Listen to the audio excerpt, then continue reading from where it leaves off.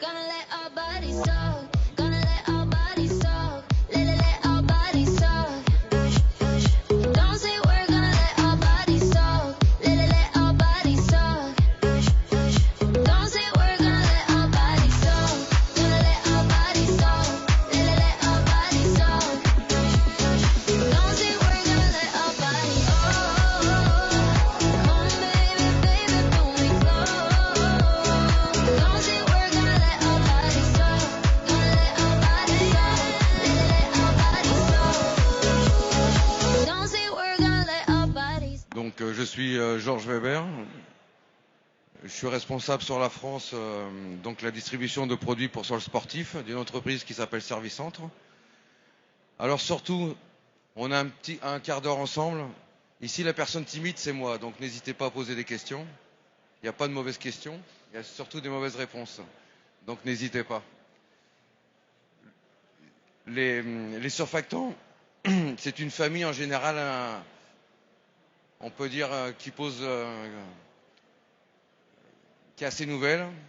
C'est une famille qui est assez curieuse. Donc aujourd'hui, ensemble, on va essayer de bien la comprendre ensemble. Donc on va commencer par tout simplement la définir. Donc un surfactant, c'est tout simplement un produit qui est capable de baisser la tension superficielle entre deux liquides ou un liquide et un solide. Dans notre cas, ce qui nous intéresse, c'est de baisser la tension superficielle entre un liquide et un solide, c'est-à-dire notre support et l'eau d'irrigation. Qu'est-ce que c'est une tension superficielle? L'eau, c'est quelque chose d'assez magique. Une goutte d'eau, en fin de compte, elle est chargée de molécules. Ces molécules, elles se touchent, elles s'agitent, ça provoque de l'énergie.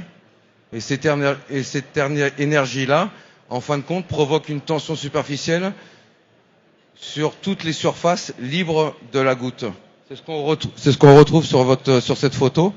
Donc là, on se rend compte tout simplement que l'eau ne veut pas rentrer dans le support. Tout ça, c'est une histoire de tension, d'énergie. C'est pas visuel, on n'en parle pas. Donc quand on parle de surfactant, on parle toujours de rétention d'eau. Non. On n'est pas là pour retenir l'eau, on est là pour retirer la tension de la surface de l'eau. Au final, c'est la même chose. Si on est capable de faire circuler l'eau dans un support, on est capable de le stocker, donc de faire de la rétention. Donc c'est très important les vocabulaires. Donc ça, c'est ce que je viens d'expliquer sur la partie tension de surface. Ce sont des produits qui s'utilisent dans notre monde depuis les années 50, mais ça a surtout démarré, on va dire, début 2000. Il existe 3 familles. On va parler uniquement de la famille non anionique, parce que la famille anionique, c'est une vieille famille qui est phytotoxique, donc poubelle. Et la cationique, elle est biocide. Donc en termes de réglementation, c'est pareil, poubelle. Donc toujours, on est sur des familles non anioniques, c'est-à-dire pas chargées électriquement. Vocabulaire. Est-ce qu'un surfactant est un tension actif? Oui, non? C'est exactement la même chose. C'est une histoire de baisser la tension de surface. Un tension actif, est-ce que c'est un rétenteur d'eau? Aussi. Est-ce qu'un rétenteur d'eau est un tension actif? Non. Un exemple. Toute particule a un pourcentage des porosités capable d'absorber de l'eau. Par exemple, on va dire un sable est capable d'absorber 20-25% par ses porosités.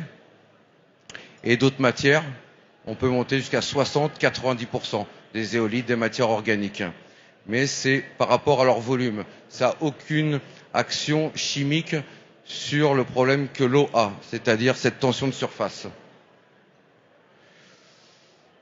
Les tensions actives, s'ils sont hydratants, oui. On verra tout à l'heure dans la présentation, il y a 2 familles, les hydratants et les pénétrants. Un tension actif, un hydratant est un agent mouillant, oui. Et donc on donne beaucoup de noms en fin de compte. Et la seule fonction qu'a cette famille de produits, c'est de retirer la tension de surface. Donc ne pensez pas à rétention d'eau, pensez plutôt infiltration. Un tension actif, qu'est-ce que c'est? C'est tout simplement deux fractions complètement opposées. C'est-à-dire, on a une partie ici hydrophile, c'est-à-dire qui attire l'eau, et deux pôles hydrophobes qui repoussent l'eau. Donc cette technique, elle est toujours la même pour tout le monde. C'est un mélange de deux, on va dire, propriétés inverses. Soit on aime, soit on rejette l'eau. On va les classer par leur structure chimique. Je vais surtout pas rentrer, je vais pas faire mal à la tête, on va pas rentrer dans la chimie pure.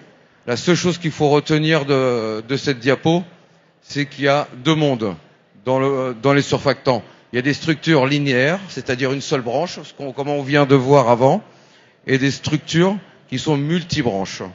Donc il y a vraiment, cette famille se sépare dans deux mondes extrêmement différents dans l'offre produit.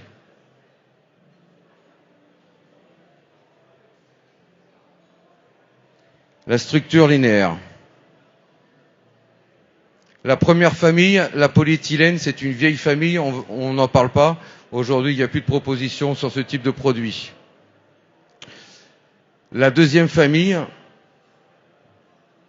c'est ce qu'on appelle les blocs copolymères. Donc copolymères parce qu'il y a deux polymères, un qui aime l'eau et un qui rejette l'eau.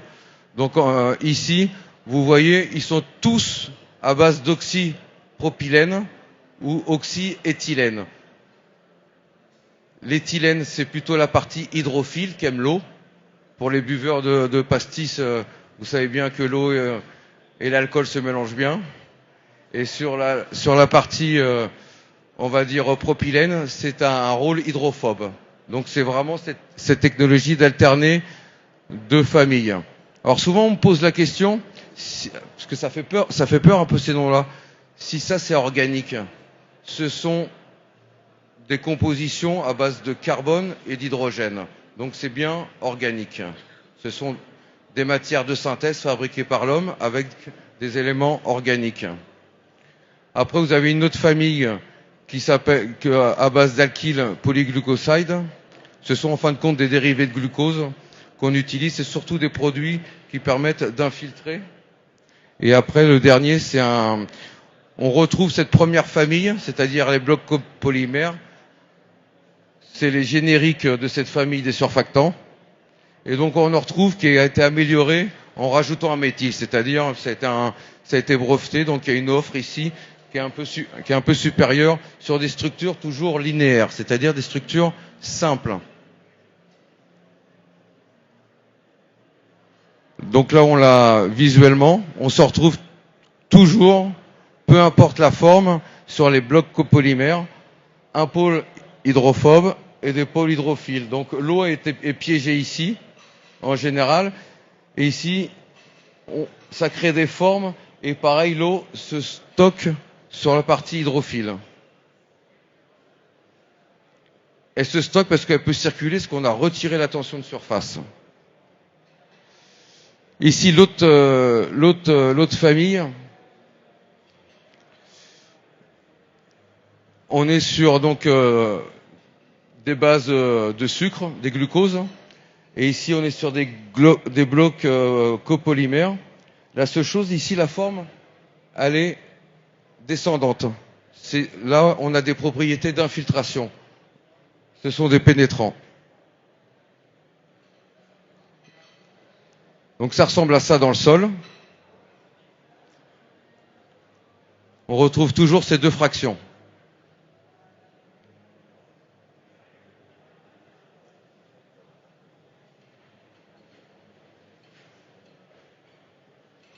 Sur l'autre famille, la multibranche, la famille, on va dire la plus récente en termes de recherche et de technologie. Qu'est-ce qu'elle a pour elle? Elle a tout simplement deux grands rôles. Bien sûr, la rétention, la capacité de retirer la tension de surface sur l'horizon.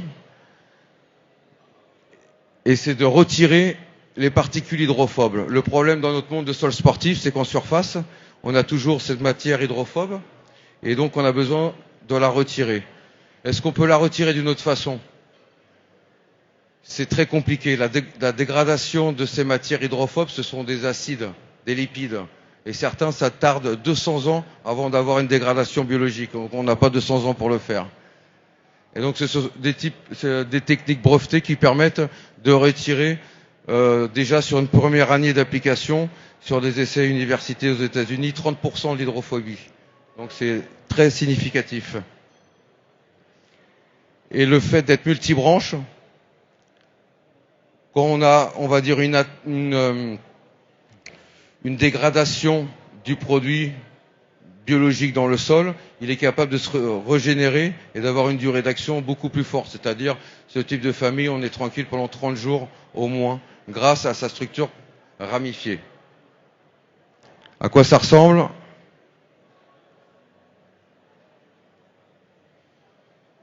Donc en fin de compte, ici, tous les éléments sont connectés entre eux.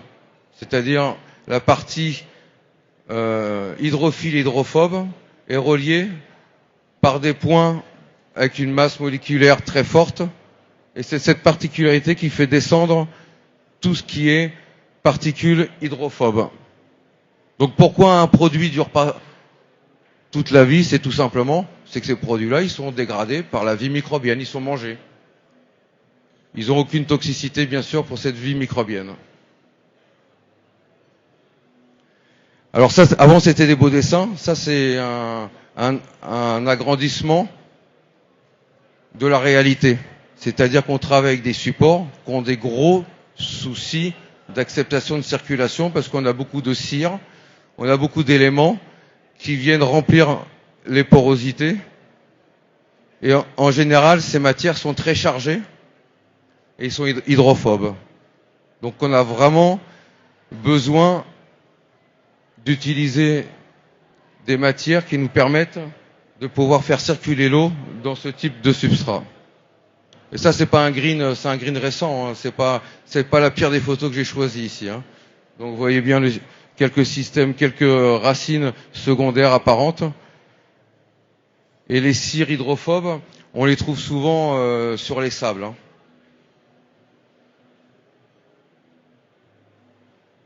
Donc la classification par l'utilisation. Il existe bien 3 types de produits hydratants. Donc là, on fait de l'hydratation de surface. Des pénétrants. Ça a toujours la même composition chimique en enrichissant plutôt, on va dire, la partie hydrophile ou la partie hydrophobe. Ça dépend si on veut de la rétention ou plutôt des pénétrants. Et la dernière famille multibranche que je vous ai montrée, elle a aussi cette particularité d'être hydratant et pénétrant, dû à sa technologie. Bon, là, on est sur des blocs copolymères très simples, linéaires, pénétrants. Et là, on est vraiment sur de la rétention de surface. On va parler un petit peu réglementation, parce que cette famille, en fin de compte, elle est assez récente dans notre monde. On va dire qu'il y avait ça manquait d'uniformité entre les pays européens sur la réglementation de cette famille-là. Il y avait un vide. Et donc, chaque pays avait sa façon de réglementer cette famille. Depuis très peu, il y a un nouveau règlement qui a été mis en place en France le 22 juillet 2022 ou le 24 juillet 2022 sur les règles relatives au marché des fertilisants. Donc pour cette nouvelle famille, on va dire, enfin ce nouveau cadre avec cette famille qui est assez récente dans notre monde, sur l'étiquette, vous retrouverez tout simplement sa classification. En général, ce type de produit doit être classifié comme améliorateur de sol. Donc un PFC 3B. Donc sur toutes les étiquettes, que ce soit des engrais, des améliorateurs de sol, vous retrouverez cette codification. Application. S'il vous plaît, attention au respect de la dose. Souvent, on a un peu de marge avec la dose entre ce qui est marqué sur une fiche technique et ce qu'on peut faire. Sur les structures linéaires basiques génériques, le résultat d'économie de 30%, vous l'avez si vous respectez la dose. Il ne faut pas trop jouer avec la dose. Et surtout, il ne faut pas trop en mettre non plus. Parce que vous êtes capable, en plein été, d'avoir des terrains extrêmement mous. La capacité d'hydratation, c'est compliqué pour le jeu. Et donc, je vous sensibilise à penser plutôt pénétrant que rétenteur.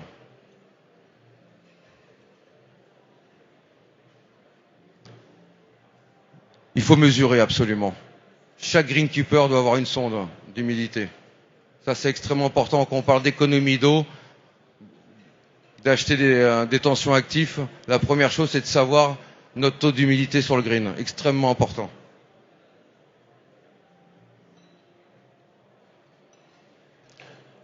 Un petit arrosage de 300 minutes, quelques millimètres, il faut sur ce type de produit.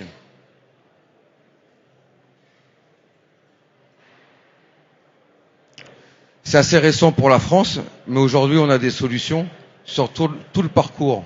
C'est-à-dire que dans des zones, on va dire, plus sud, plus exigeantes, en température et en manque d'eau, on travaille vraiment sur tout le parcours. C'est-à-dire qu'il y a des solutions différentes entre green et fairway.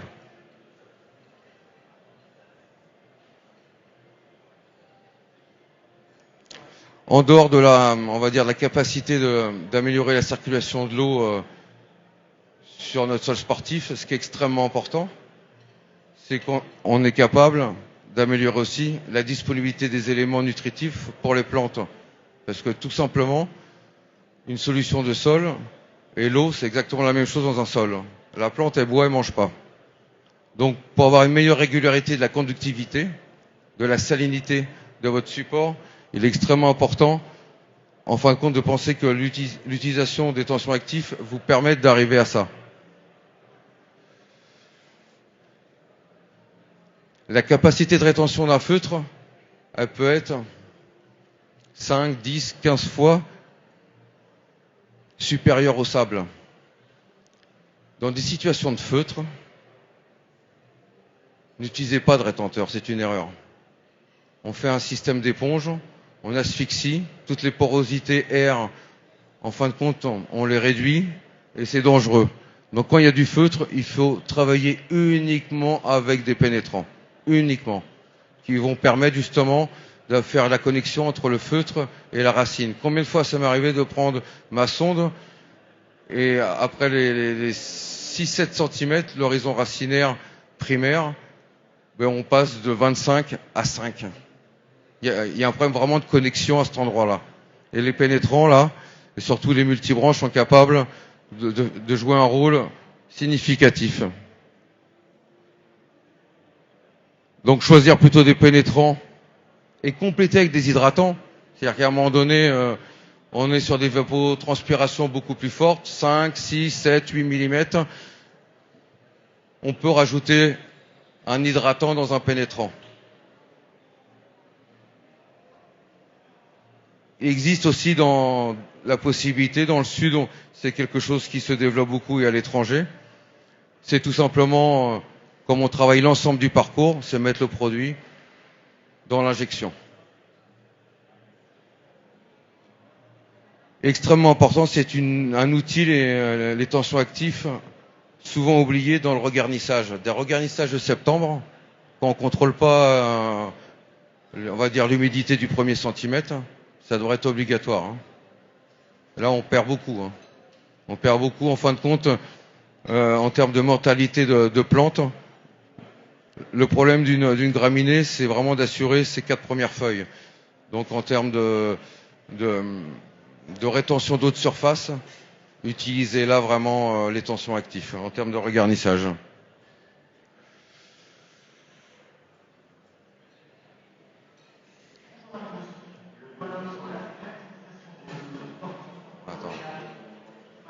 Sur cette photo, on voit très bien le problème de saturation d'eau. Là, c'est l'exemple du vertidrain. On a sauvé un peu la situation parce qu'on a passé un vertidrain. On voit l'effet de cheminée sur les racines. Parce que là, on est tout simplement sur une situation, on va dire, feutre.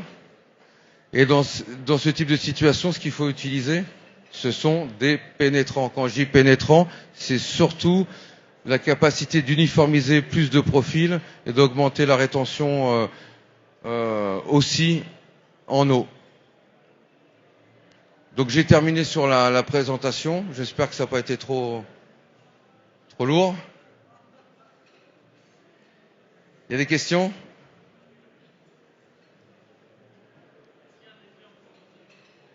Très bonne question. La question, est-ce qu'il y a un phénomène anti-rosée ?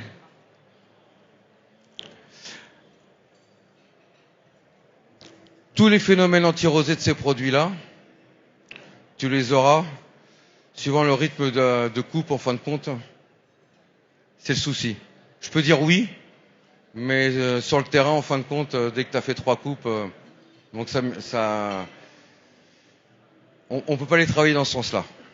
Par contre, les incorporer sur des applications d'autres produits, c'est extrêmement intelligent. C'est-à-dire, vous avez des mycorhizes, des trichodermas à injecter dans le sol. Vous voulez que ça pénètre au moins sur les 5-6 premiers centimètres. On a notre feutre.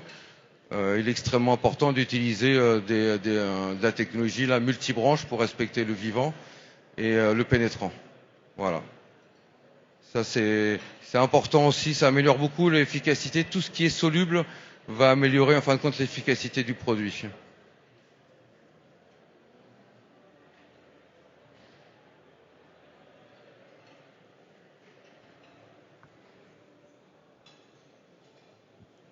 Qui utilise des tensions actifs ici? Levez la main. Qui utilise des tensions actives sur les Farway? Voilà. Mais c'est le futur. Aujourd'hui, on a vraiment des solutions économiquement qui passent extrêmement bien sur ce type de surface, bien sûr, qui sont beaucoup plus grandes.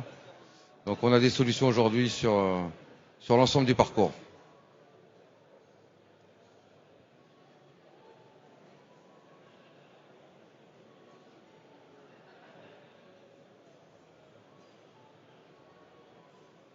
Ah ouais, c'est fini pour moi. Là, c'est fini. Fini.